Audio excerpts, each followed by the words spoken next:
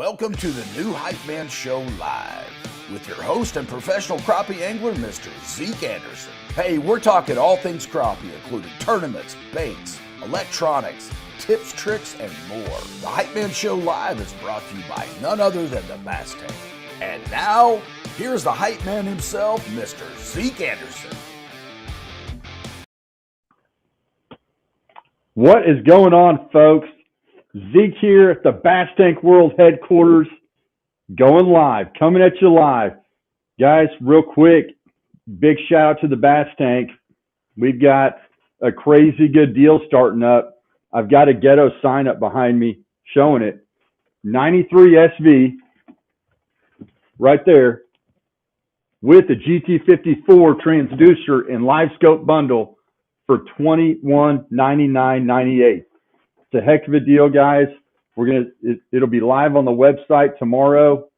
So jump on there and get them ordered.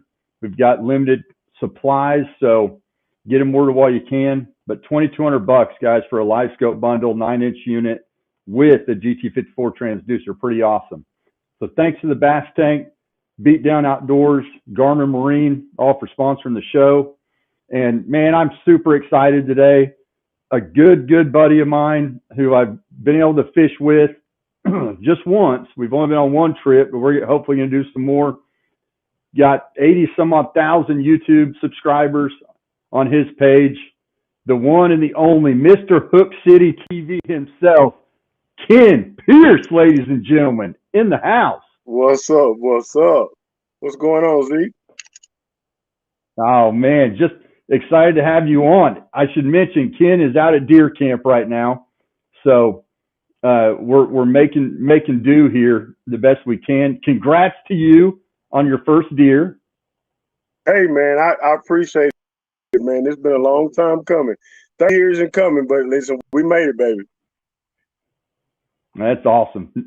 I shot my second deer this year, and the first one was about 18 years ago. So, man, it's a cool feeling, big rush, a lot of good times had at deer camp. I know that. So thanks for jumping on here, man, taking some time with me.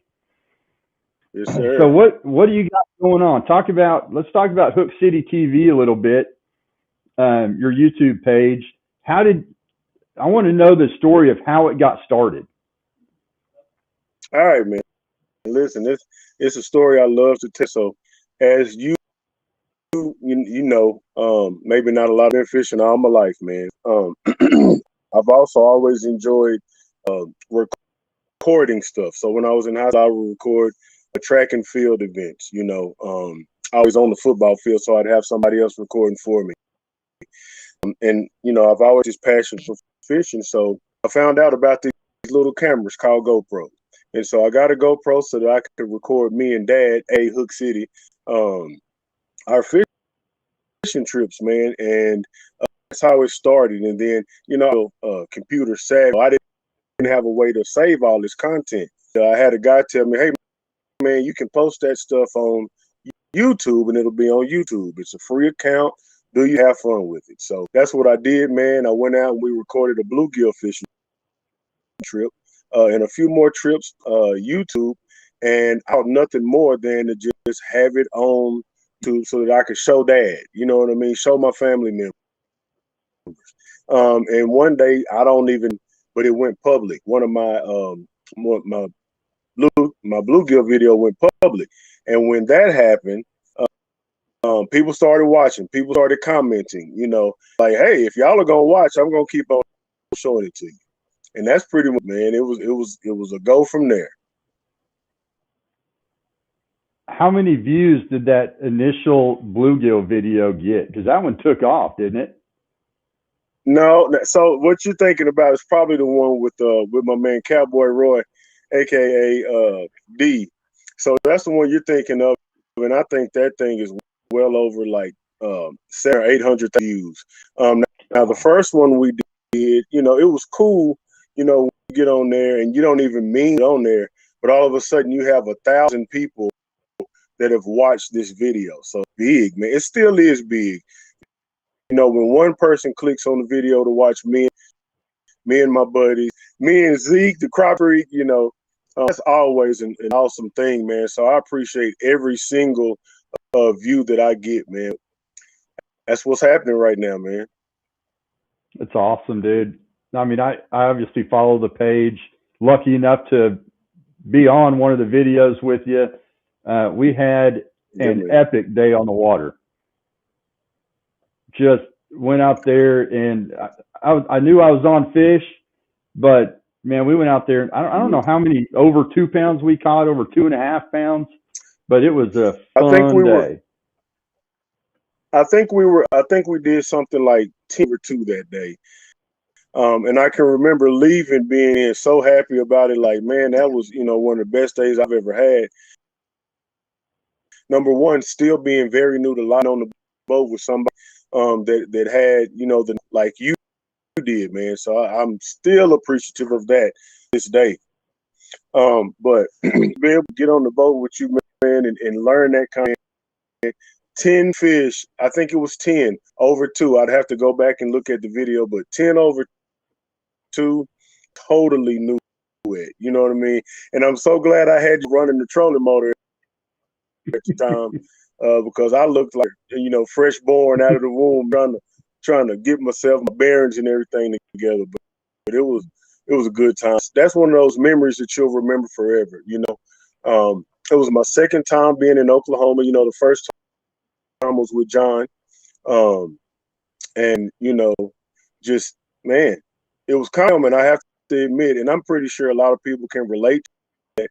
When you go from non-Livescope fishing to live fishing, it's a lot all at one time. You know what I mean? Again, I'm thankful, man, that I was around some people some studs, some guys that really knew what they were doing, man, and that helped, really get me going with myself and my dad scope. So very appreciative of that, man. Great day on the water. Great day on the water. I agree. We chased open water fish all day. One of my favorite things to do. If they're not on trees, I just assume they'll be in open water and get to chase them around. And I love taking people that don't know that technique. I mean, it is so fun. It can be frustrating too, right? Oh, man, Trying to teach somebody that. it But can wear once you out, you man. see it click, yeah, once you see it click though in their mind, there's no better feeling. And then you know that they can go out there and do it on their own. Then we got some people jumping on here. Right. Jim Perry, what's going on? Levi Lemon, what's up, man? He was out fishing this morning. Greg Nichols, let's go, baby. Right on. Bob Denon, What's what's going on? happening? Matt England's out there. Boat flip. And my man Dylan Hackler jumped on. Tougher than a What's up, $2 Dylan? steak, he says. Yes, sir. Look, he always give me that line that I gave you guys on the stage up there at the Mr. Crappie, and then he always usually gives me a good old he. Got to get them donkeys, baby. Got to get them donkeys. Yes, sir. I'm donkey hunting all the time, man. And so that is what makes me laugh and happy all at the same time. Right You know on. where this is going, because when Yep. you first came down here to the bass tank and we installed your stuff and I took you out, it was a horrible day, 100+ degrees and It was no rough. fish. It was rough. Mm-hmm. But I remember the conversations we had, and I believe your phrase is, I don't trophy fish, I grocery fish. This is true, And that is, it's and still true today, man. My first but line, and I remember that conversation real well, man. And that is the phrase, man. On the channel, we don't trophy fish, we grocery fish, which means you come to my fish in the live well. I mean, that's what we do. We feed my family, we feed other families, we feed people, and the list on and on. I keep my share, you know what I mean? And I don't want anybody to get to my and he's keeping a lot of. Now, I will say that, we will throw back some of the bigger fish, some of the studs, they whack. But if there's a person in need, I'm going to make sure I take care of those needs first. But about specifically, man, It's just one of those things. I like to feel a thump, no matter if it's a 4-inch crappie or a 14-inch crappie. I love to feel the thump. I'm addicted. I'm addicted to it. But there's no way, it's kind of one of those, the saying goes, money changed you, Well, of course money is going to change you because you're in a different tax bracket and you're driving different cars like that. It's the same way with Livescope. It's inevitable, man. There's no way, you look at a pile. Let's say we fishing a pile. There's no way I'm going to look there and I can tell here's a 20, but here's a 16 about 15 foot out. Come on, man. I gotta give the people a eon. But I will come back around and go get that fish too. That's kind of the way that goes, man. I'm with you, man. I'm with you. I still do plenty of grocery fishing. I was just out last weekend with Dylan and our buddy Chris Kaufman, and in between deer hunts, we put 35, 40 fish in the boat real quick. I'm lucky to have Dylan down there to keep me on the fish all the time when you follow, so it makes it easy for me. Mitch Ward asked, was the trip recorded? Yes, sir. It is on Hook City TV YouTube channel, I should say. It is. So can I add something to that, Zeke? Subscribe.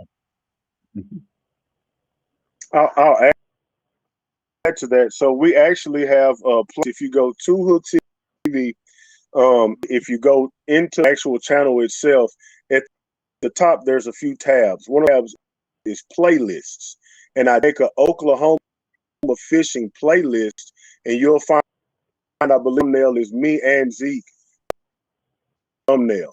And then we also have that one with me and John on the. If y'all want to check out the videos with me and Zeke, me and John, make sure you go to Oklahoma crappie fish playlist on Hook City TV, and you can find it there.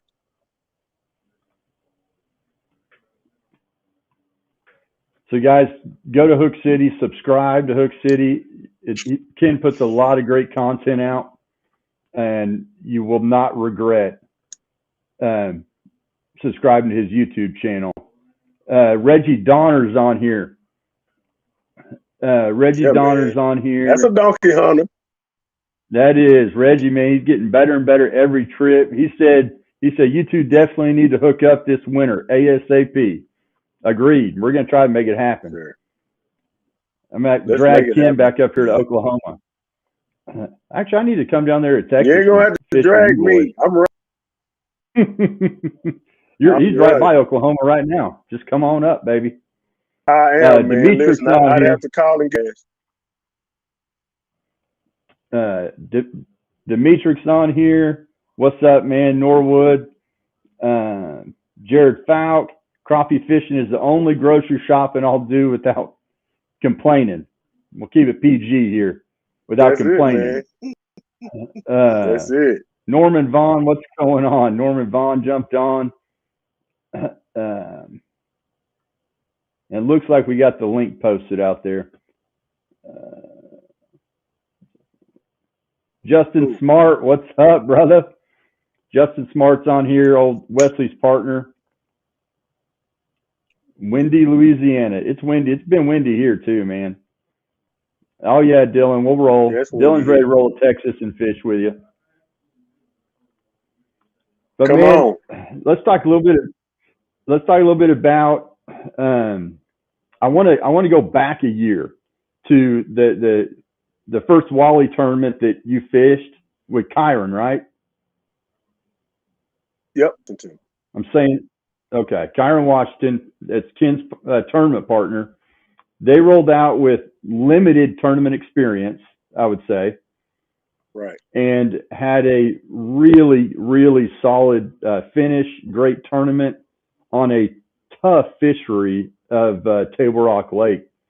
So how did you guys approach that without having a lot of tournament experience? I know you got in because of your YouTube stuff and who you are there, and kind of got an exemption, invitation to fish that. And man, I can speak for myself and everybody else.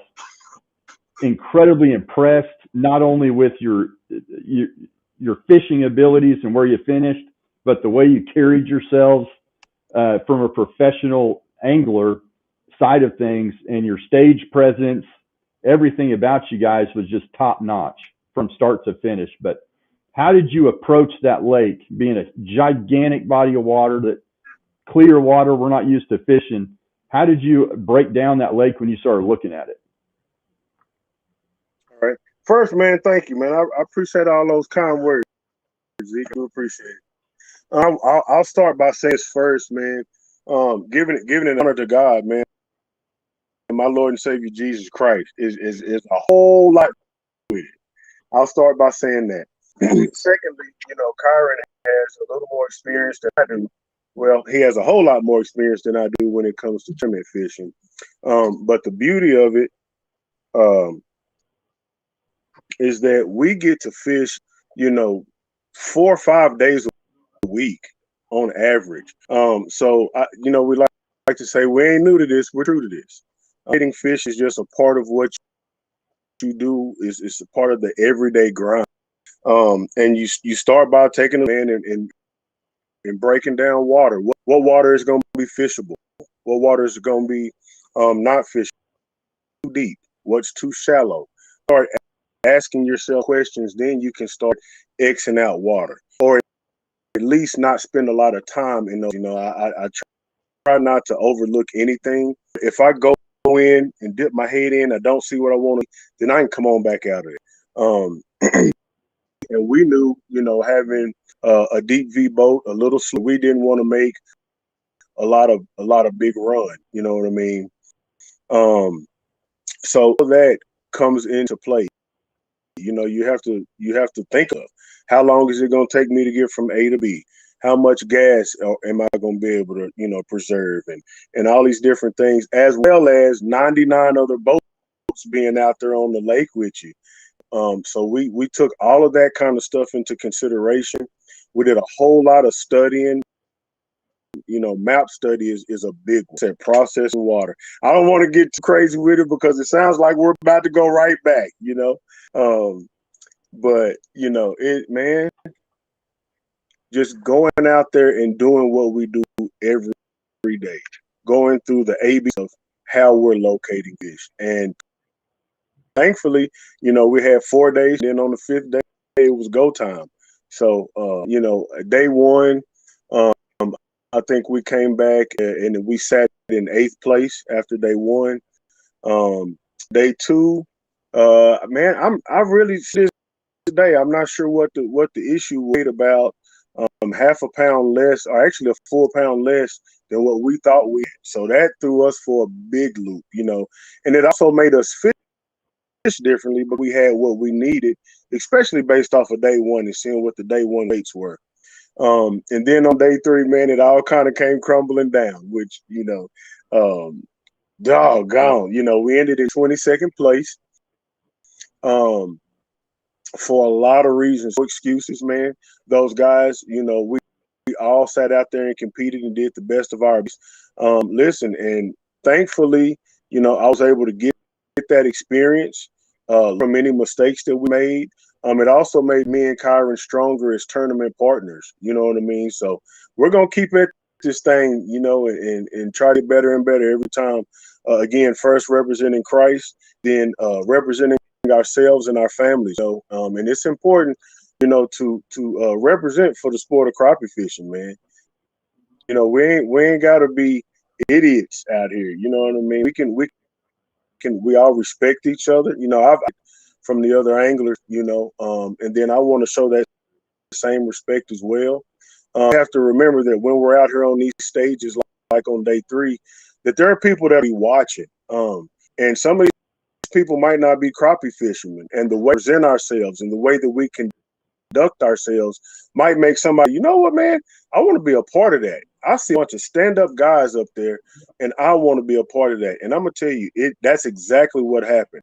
I can't tell you how many emails, inboxes, YouTube messages, the whole nine, that me and Kyron both received for people, just saying, hey, man, you guys represented well, and I want to be a part of something like that. that too. I'm looking possibly be in that tournament next year as well. And then if I could, man, if you don't mind, I want to share something with. Can I share another part? And you know this, Please. so I know you've heard it before, but I'll share this.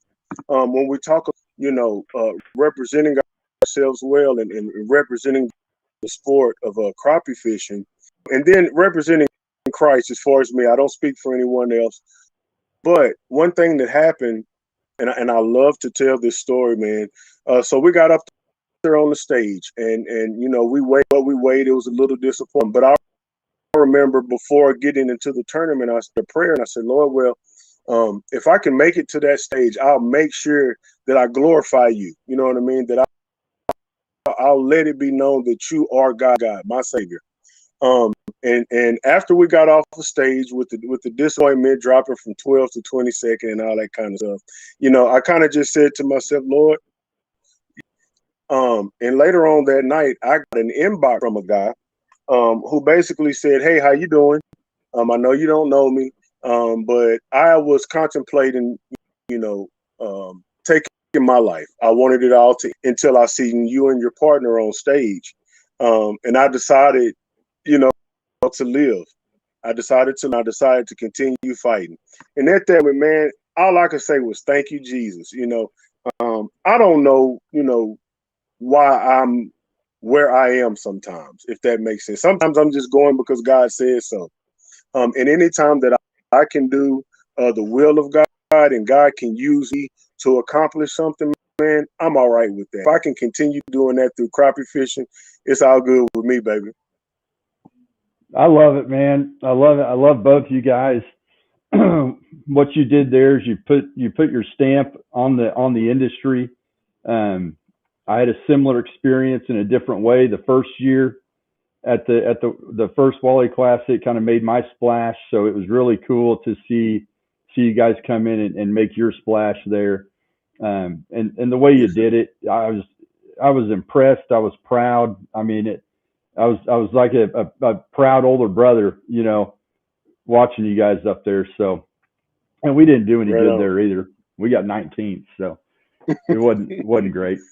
Trey Gaines, what's going on, man? Trey Gaines, one of our local Oklahoma guys here. Lives on the other side of the state, but thanks for jumping on. Cody Usry, I think you know Cody. Yep. Thanks for getting on here. Austin Odell said, wow, that was an awesome story, and thanks for standing up for Christ and speaking out. So appreciate what you guys represent. Along those same lines, as far as representing and being respectful, we represent ourselves, our families, but what I never want people to forget also is that we represent our sponsors, right? Yes. And yes. I think that sometimes that gets forgotten, and we need that reminder a little bit. We're fortunate enough to work with companies that not only help us with product but also financially. So it's important to keep your social life, your social media life in particular, in good standing, and be a moral human being, if you will. So always got to remember those that help give us the opportunity to live out our dreams. And I know for myself, it would not be possible. I couldn't afford to go do this, fish all these tournaments without the help from all my sponsors. So I definitely want to keep that in mind as we're making social media posts. And, everybody likes to go out and have a good time, and I get that. I'm no different, but some things are better left in private. Off the internet. Off the internet. Not everything has to go on the internet. I agree, man. Let's see. You got Tom Lane, appreciate that. Say a couple great fishermen right here. Thanks, sir. Thank you. Rodney Potts. Sonar on trolling motors or on a separate pole for either of you. Rodney, thank you, because that is something that I wanted to ask Ken about, because I run mine on my trolling motor. Most of you guys know that. Ken how do you have your Livescope set up on your everyday boat? Not your tournament rig, but your everyday fishing boat. How do you run yours? Listen, I run it the exact same. And that's a mount that I got from a low pro rod rack, and it is a set pole. It's a little bit different from what most people think when I separate pole. Again, it's from low pro rod rack, and it spins independently. It's on the trolling motor, not the trolling motor shaft. So if anybody's familiar with the Humminbird 360, how that mounts onto the Ultrex or to your Garmin Force is the same way that this low pro is. Another difference is I don't have a pole that I actually turn, and I don't have one that I twist. What the designers of the Low Pro did was decided to use a hydraulic hose with a T handle on the end. Instead of me having to really, turn and have this range of motion, have this handle, let me see there, in my left hand, and it's just a twisting motion. And again, it's independent from the trolling motor. So one thing about it, man, getting on the boat with you guys, I knew. Well, I'm a sit-down fisherman. I think it's really important to note. If you, fishing with Dad, we sit down. I got a bad back. I'm a big dude, so a lot more sitting down than standing up. And so what I do is with my left hand, I'm twisting and looking. With my right hand, I have my pole in what I call cocking, which means I use a spindle. I put that line on my finger and I open up the bell of that spinner. I see you laughing at me, Zeke, of that spinning reel. And that's how we go about catching those fish. Now, one thing to note, I got a lot of people telling me wouldn't be able to chase open water fish. There's a lot of people that have the opinion that if you have it on a separate pole, if you're low pro or all aboard or anything like that type mounts, that you can't chase open water fish, and you only spot lock and things like that. I like to tell people, don't let people put their handicaps on you, because there are some people not like not being hands-free. They want to be hands-free, so they fumble with that rod. Me personally, again, sitting down, my left hand is for the transducer, and my right hand is holding my pole and everything I need to do, and it worked, and I'm good at it. And I just tell people, man, you got to get out, repetition, time on the water, and you can do it too. And that's not comparing myself to a Zeke Anderson, and Dylan Hackler, who got there and catch 5,000 pounds on Grenada, But listen, I can do exactly what I need to do without being handicapped at all. And again, I was out there on the boat with you guys, and I saw what it is that I liked about that technique, the way you guys do it, and what I didn't. And then I came back home to Fort Worth, and I made it my own. A few changes, and I'm good with it. I love that, because it's my job. I sit at a desk every day and answer the phone and talk to people about this stuff and get these questions. So I love that you one, come out with us to see how we do it, and like you said, made it your own. Yeah. Because there's no right or wrong way to do it. There's no right or wrong way. Whatever works for you and helps you, increase your catch rate, I encourage you to do just that. Ken's out there chasing big fish, and it's on a separate pole. The pole's attached to the Ultrex, but operates independently of the Ultrex. So, guys, just go out there, catch fish, and try to have fun doing it, and don't feel like you've got to go emulate somebody else and their technique just to be successful. There are a lot of different ways to catch them. So, hey, guys, we're going to take a quick commercial break. All right, stick with us. We will be right back. Stay tuned. So, you're looking to buy fishing electronics, huh? Are you also looking for true experts to help guide you through it? Well, at the Bass Tank, you've come to the right place. We are live forward-facing sonar pioneers with thousands of hours spent learning through winning trophies, cashing checks, and just having fun. Whatever brand you need, we have it. We offer free shipping, and we have 2 financing options available. Our experts are here to help you. Call us today or visit themastank.com. All right, we're back, baby. You got me, Ken? I'm here, man. All right, man. I know you're at deer camp, so we may not go this full hour, guys. Ken's got work to do, feeders to fill, some things to do, but wanted to get through some of these questions here. Actually, Matt England. I don't know if you know Matt England, Ken. He's up in I don't. I think Illinois. Matt, correct me if I'm wrong. I think you're up there in Illinois. I apologize if I'm remembering this wrong. He just gave away 5 bags of crappie for Thanksgiving. There it is. Man, that's awesome. That's what it's all about right there. Matt's a good guy. He's a guide up there. You guys look him up. I know he does some live feeds once a week, Minutes with Matt. Man, he loves to boat flip them slabs. I like watching his videos. They're entertaining. Rodney Potts, appreciate you. Tom Lane's got a good question here. He's asking, what battery are you running? And I'm assuming he's talking about for your Livescope. So do you have yours on a separate battery? Do you have yours on a separate battery or on your cranking battery? Yes. Okay. So I started out, of course, on the cranking battery, and I didn't like the drawdown that I was getting because I'm just using your old, Walmart batteries.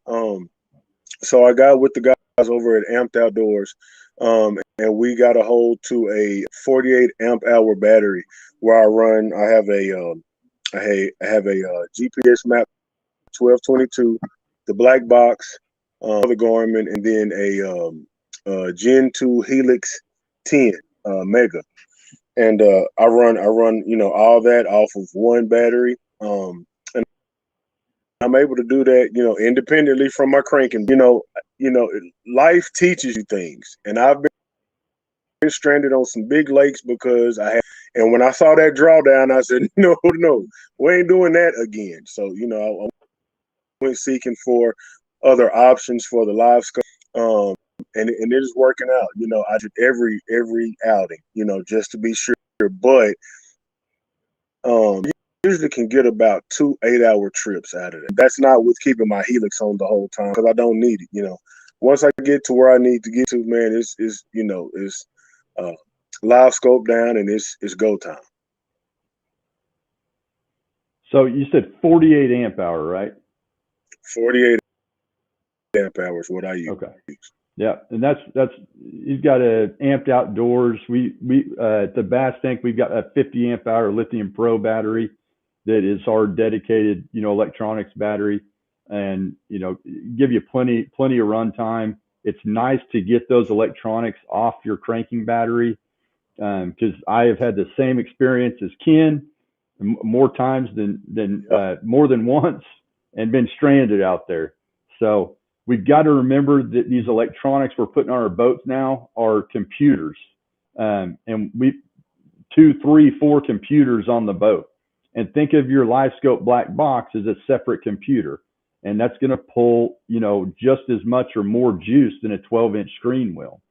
So we recommend getting them off the cranking battery, just like Ken has done, to take the worries out of fishing.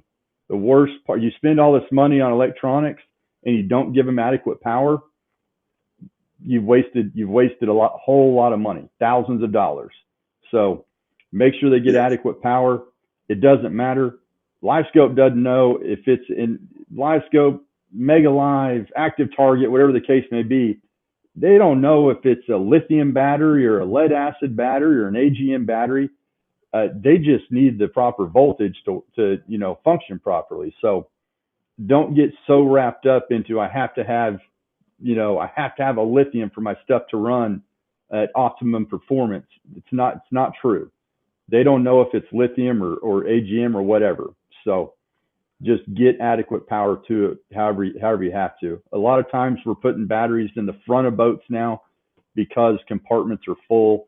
This is something that I get asked about all the time, Ken. I mean, power consumption and batteries. Yeah. So, it's crucial to what we do. So get him 12 volts and they'll be happy. I got to give this guy a shout out real quick. An old friend of mine jumped on here that he doesn't really fish. He owns 2 bicycle shops here in town.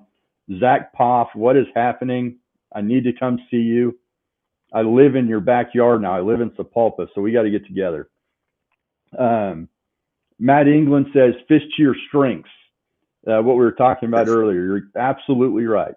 That's one thing I love about crappie tournament fishing is you typically have a team, 2 guys, and those 2 guys are probably going to have different strengths. Ken, I'm sure that you and Kyron have different strengths and help each other, with your weaknesses when you're practicing. But on tournament day, it's, hey man, if we're open water fishing, Dylan, grab the reins and go. If we're tree fishing, then I'm all over it. So sometimes it's a combination of both, but fish your strengths and roll on.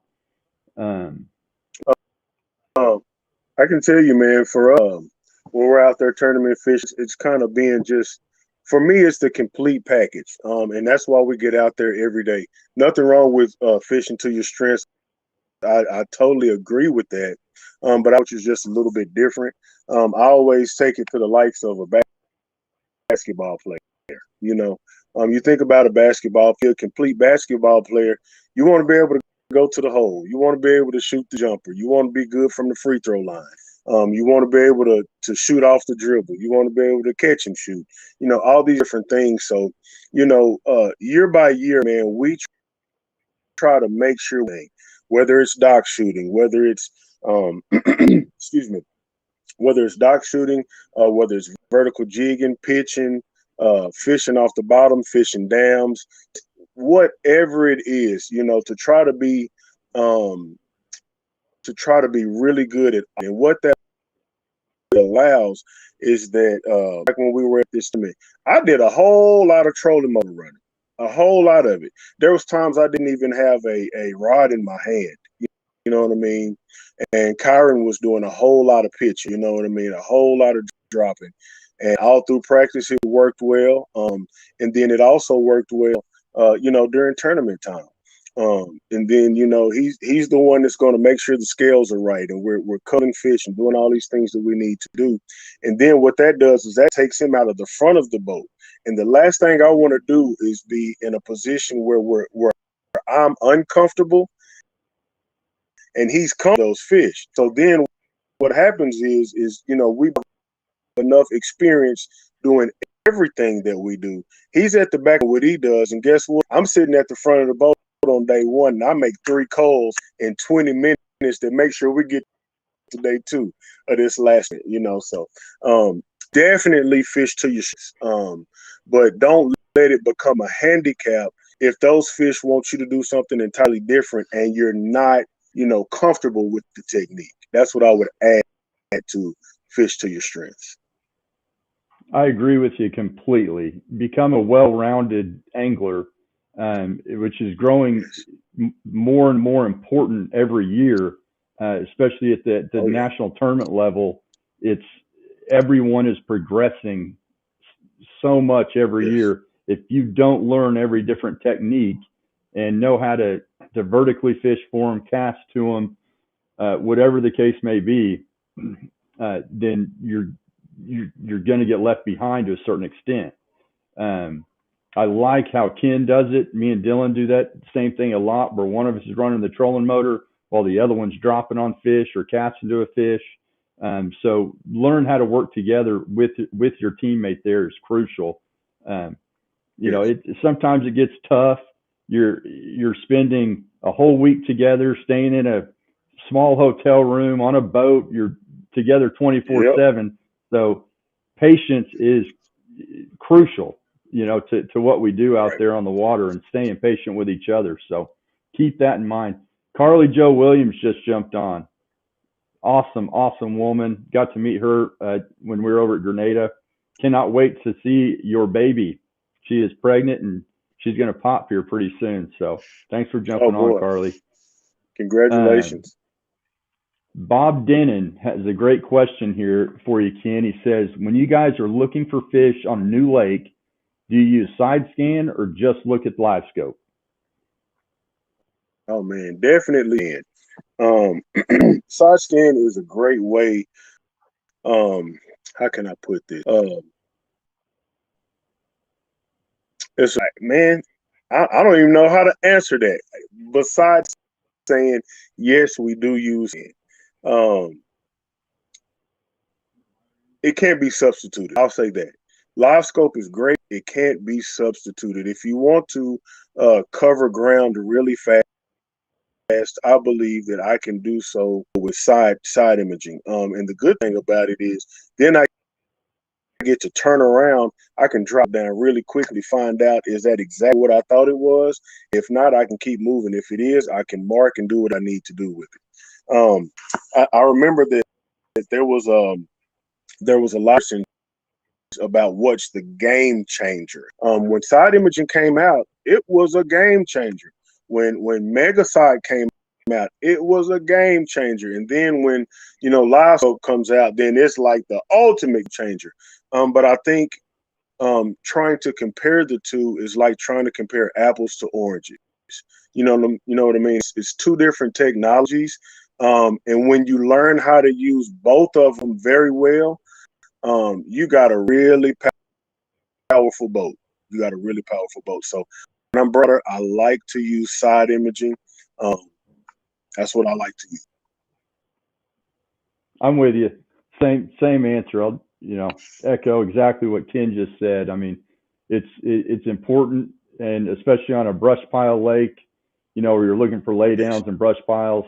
If you're not using your you can cover so much more water with your side imaging and marking those waypoints than you can on your trolling motor with live scope sweeping around. So Exactly. it takes practice to recognize what you're seeing. Spend those off days, those fun fishing days, doing some idling, even in areas that where stuff is already. Just go idle by it with your side imaging and look at it. And, so you'll get an idea. If there's a brush pile there, you're going to know what it looks like now in your side imaging. So, one more question, a couple more questions. One more from the crowd here for you, Ken. Cody, Okay, yeah, you're good, man. I'm in no rush. All right.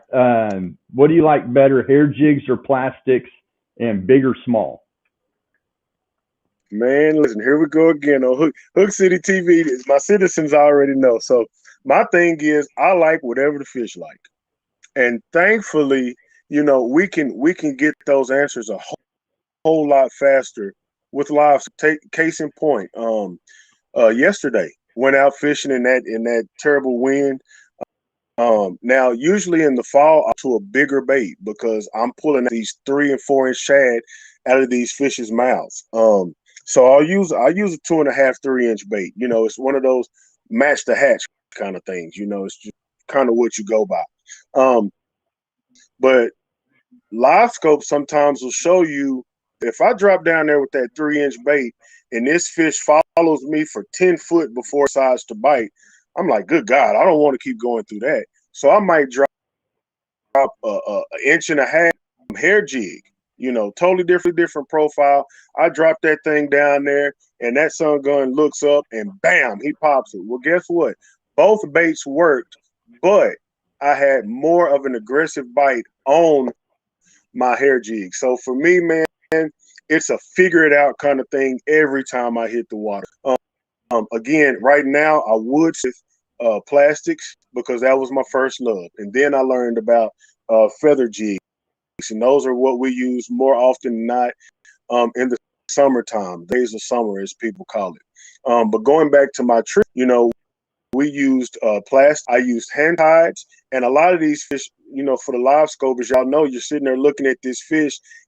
He's not moving. He's not reacting to anything.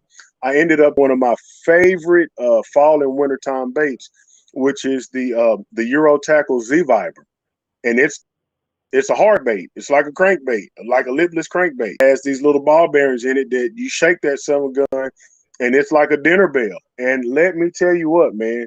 I mean, these fish were scaring us. They were hitting it so hard.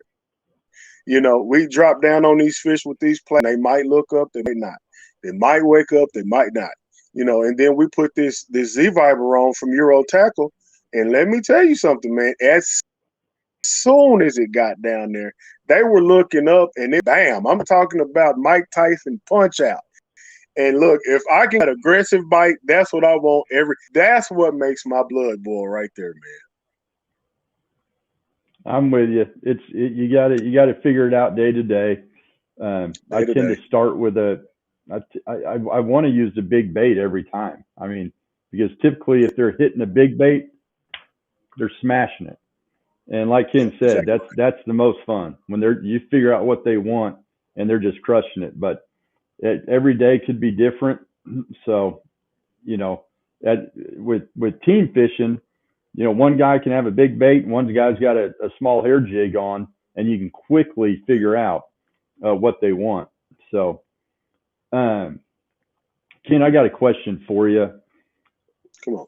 Someone asked this on one of my earlier live feeds. I think it's a great question. I try to ask everybody, who is an angler, I'll say professional angler in air quotes, that you look up to now or have looked up to as a kid, but just who's been kind of an inspiration to you over the years?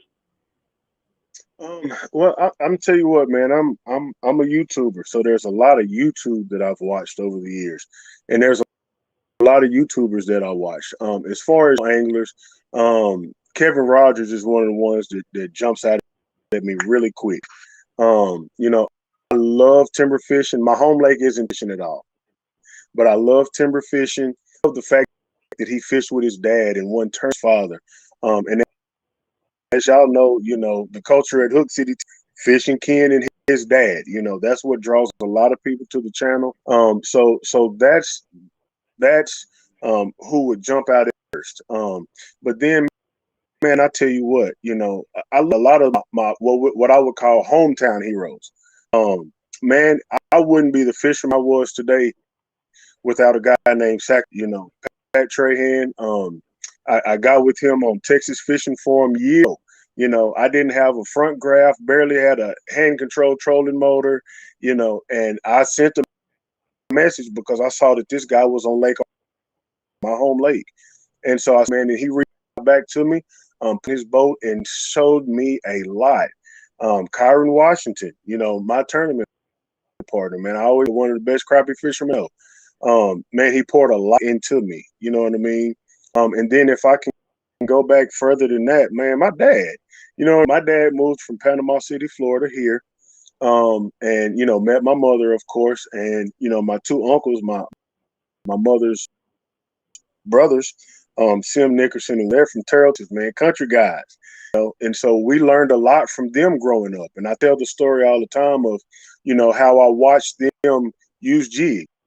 I was a minnow, and you hear people talk about how do you switch from minnows to jigs? That comes up all the time. And I can think back in the springtime, in my waders, getting frustrated because I couldn't bite.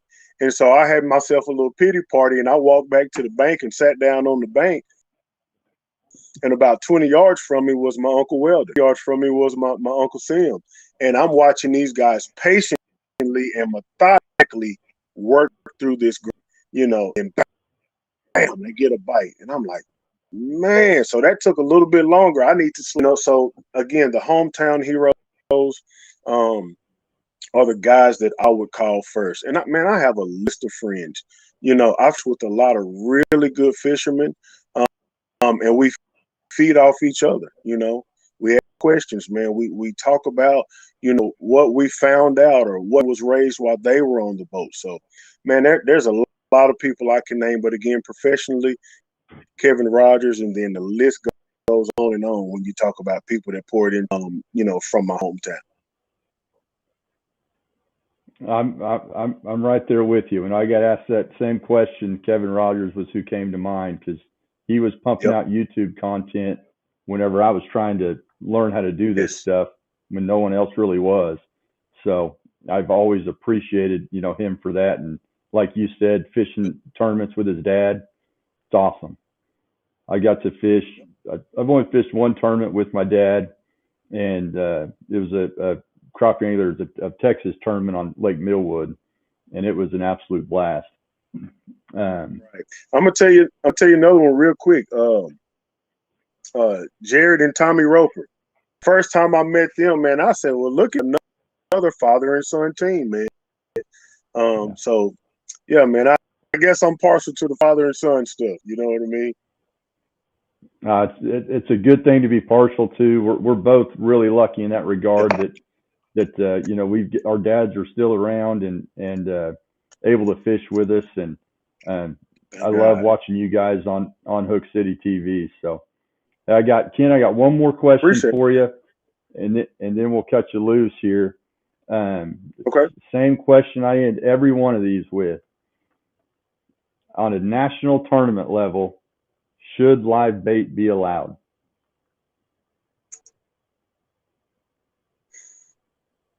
So I'm a jig fisherman first.